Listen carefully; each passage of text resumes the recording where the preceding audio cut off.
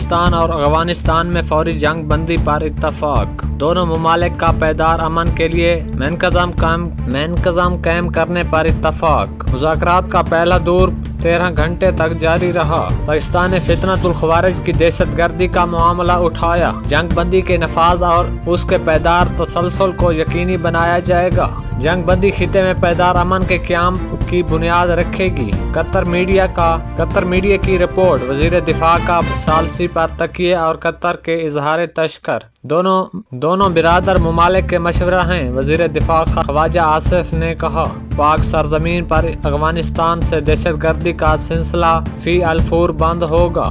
دونوں ملک ایک دوسرے کی سرزمین کا احترام کریں گے۔ وزیر دفاع خواجہ آصف کا سوشل میڈیا کو پیغام۔ استنبول میں 25 اکتوبر کو دوبارہ بات چیت ہوگی۔ پاکستان کے خلائی پروگرام میں بڑی پیش رفت۔ پاکستان کا پہلا hyperspectral satellite HSV launch. Hyperspectral satellite چین سے خلا میں روانہ کیا گیا۔ سیٹلائٹ زرعی منصوبہ بندی ماحولیاتی نگرانی میں مددگار ہوگا۔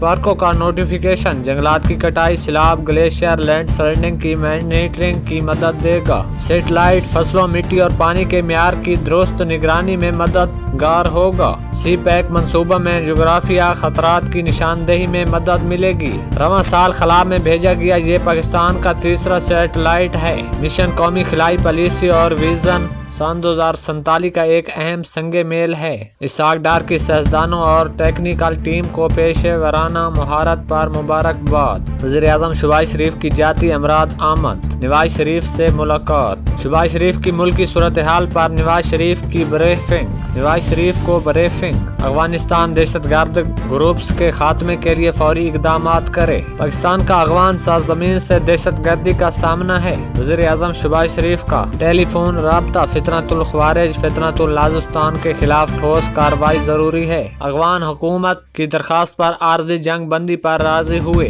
پاکستان افغانستان میں امن و استحکام کا خواہاں ہے۔ وزیر اعظم سے ملیشین ہم مصنف انوار ابراہیم کا ٹیلی فون رابطہ۔ وزیر اعظم نے پاک افغان سرحدی صورتحال سے آگاہ کیا۔ سیکورٹی فورسز کی فتنۃ الخوارج کے خلاف بڑی کامیابی۔ افغان صوبے پکتیکا میں دہشت گرد ٹھکانوں پر ٹارگٹ کارروائی۔ خارجی گل بہادر گروپ کے 70 سے زائد دہشت گرد جہنم واصل۔ اسٹریکس میں خارجی گل بہادر گروپ کے کئی ٹھکانے بھی تباہ۔ سرگنا فرمان عرف الکرامہ صدیق اللہ ڈاور غازی مداخیل بھی مارا گیا۔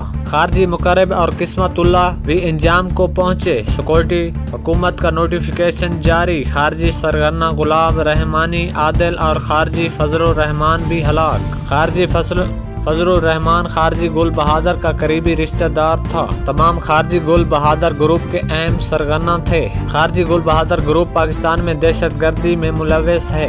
گزشتہ روز شمالی وزیرستان میں بھی اسی گروپ نے ناکام حملہ کیا۔ حملے میں 3 خواتین، 2 بچے اور 1 جوان شہید ہوا۔ پنجاب رینیو اتھارٹی کا دائرہ کار 30 اضلاع تک بڑھانے کا فیصلہ۔ وزیر اعلیٰ پنجاب کی زیر صدارت رینیو کلیشن سے متعلق خصوصی اجلاس۔ رینیو اتھارٹی کی توسیع کے لیے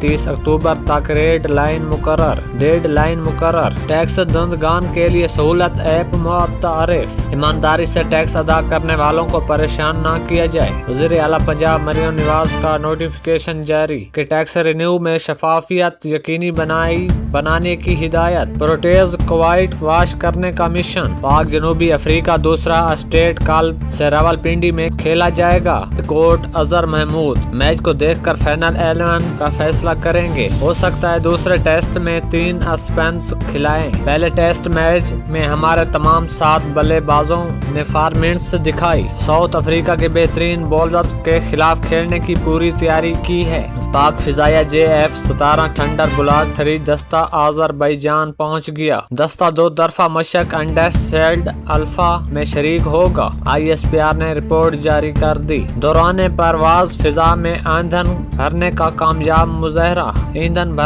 कामयाब मुजाहरा, कौम की शहीदों तमीन सलाम, वतन पर जान निसावर करने वाले की खराज अकीदत, ISPR का नगमा रिलीज, कौम की शहीदों तमीन सलाम। पाकिस्तान ने ICC का बेबुनियाद दावा मुस्तरद कर दिया। अतातार ने कहा अफगान खिलाड़ियों की हलाकत की आजादाना तस्दीक नहीं की गई। ICC ने मुतनाज़ा इल्जाम की साबित शुदा हकीकत के तौर पर पेश किया। ICC जे शाह अफगान बोर्ड के बयानात एक मुंज़िम मुहिम का हिस्सा हैं। ICC की गैर जानिबदारी की संगीन सवालात उठ रहे हैं। मजहबी जमात का एहतजाज और जैली खबरों की तबाहकारियाँ। फेक न्यूज वाच डाक की जानिब से तहकीकाती रिपोर्ट में चश्म कुशा इंकशाफात। 7 से 14 अक्टूबर के दौरान जैली खबरों की रिपोर्ट जारी। दौरान ऑपरेशन साद और आंसर रिजवी की शहादत की जैली खबरों ने मनफी किरदार अदा किया। 300 अमवात और 1900 जख्मियों की जैली खबरें अपलोड होती रहीं। लाशों को नाले में फेंकने की जैली वीडियोस भी सोशल मीडिया पर जेर गर्दिश रहीं। TLP हिमायत याफ्ता सार्फिन ने इंतहाई गैर जिम्मेदाराना मवाद शेयर किया। लाहौर फिजाई आलूदगी में